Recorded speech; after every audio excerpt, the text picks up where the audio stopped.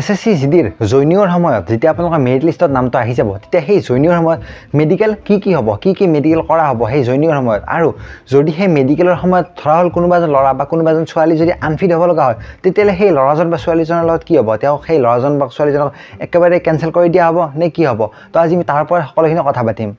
নমস্কাৰ আশা কৰোঁ আপোনালোক সকলো ভালে আছে আজি আমি ভিডিঅ'টোত কথা পাতিম SSC জিডিৰ জইনিঙৰ সময়ত যিখিনি মেডিকেল হয় তো সেই মেডিকেলখিনিৰ ওপৰত আজি আমি কথা পাতিম আৰু ইয়াৰে আগৰ মই এটা ভিডিঅ' বনাইছিলোঁ যিটো ভিডিঅ'ত মই কৈছিলোঁ যে SSC জিডিৰ ৰিজাল্ট আপোনালোকে কেনেকৈ চেক কৰিব সেই ভিডিঅ'ত মই কৈছিলোঁ যে CIPFৰ দ্বাৰা এই মানে এইটো কণ্ডাক্ট কৰা হয় আৰু ৰিজাল্টটো CIPFৰ দ্বাৰা পাব কিন্তু এই ৰিজাল্টটো মানে CIPFে কণ্ডাক্ট যদিও কৰে ৰিজাল্টটো CIPFৰ কাষত যিটো আছে CTGD বুলি মানে কনষ্টেবল জিডি তো সেই কনষ্টেবল জিডিত আপোনালোকে সেই ৰিজাল্টটো পাই যাব এতিয়া কথা পাতোঁ আমি মেডিকেলৰ সময়ত কেনেকুৱা ধৰণৰ মানে জইনিঙৰ সময়ত কেনেকুৱা ধৰণৰ মেডিকেল হ'ব কি মেডিকেল কৰা হ'ব তাত মেডিকেল বহুত হাৰ্ড হ'ব নে কি হ'ব তো সকলো কথা পাতিবলৈ চেষ্টা কৰিম চাওক প্ৰথমতে মই কৈ আছোঁ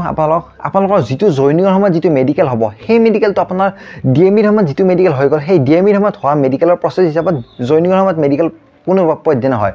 আৰু ইয়াতে কথা আহিব যে আপোনালোকৰ DME কেতিয়া হ'ল বা আপোনালোকৰ জইনিঙৰ সময়ত মেডিকেল কেতিয়া হ'ব চাওক আমি DME কেতিয়া দিলোঁ আমি দিলোঁ আপোনাৰ অক্টোবৰ আৰু নৱেম্বৰত আমি DME দি দিলোঁ এতিয়া সেই অক্টোবৰ নৱেম্বৰত DME দিয়াৰ পিছত আমাৰ ধৰি লওক মানে জইনিংবিলাক হ'ব জানুৱাৰী ফেব্ৰুৱাৰী মাহত জইনিং হৈ যাব এতিয়া সেই জানুৱাৰী ফেব্ৰুৱাৰীত জইনিং হ'লে মাজতে মাত্ৰ 3 মাহ বা 4 মাহৰ গেপ থাকিব মাজতে বহুত বেছি গেপ নাথাকে তো এতিয়া এই 3 মাহ 4 মাহৰ ভিতৰত কাৰোবাৰ কিবা অলপ চিম্পল ডিজিজ হ'ব পাৰে একো বেছি ডাঙৰ কথা নহয় কিন্তু ইয়াতে নৰ্মেল চেক কৰিব একো বেছি মানে হেভি নকৰে তাত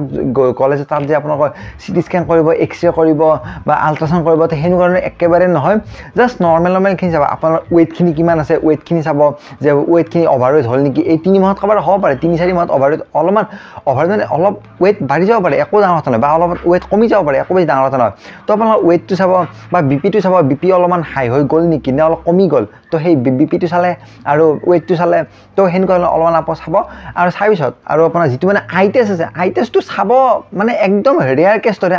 আই টেষ্টটো চাই আই টেষ্টটো ইমান মানে চবৰে কাৰণে আই টেষ্টটো নহয় কিন্তু একদম ৰেয়াৰ কেছত আই টেষ্টটো চাই তো একো ভয় কৰিবলগীয়া কথা নাই তাত আপোনালোকৰ কোনো পদ্ধতিৰে তাত কোনেও চাকৰিৰ পৰা উলিয়াব নোৱাৰে কাৰণ আপোনাৰ ইতিমধ্যে মেৰিট লিষ্টত নাম আহি গৈছে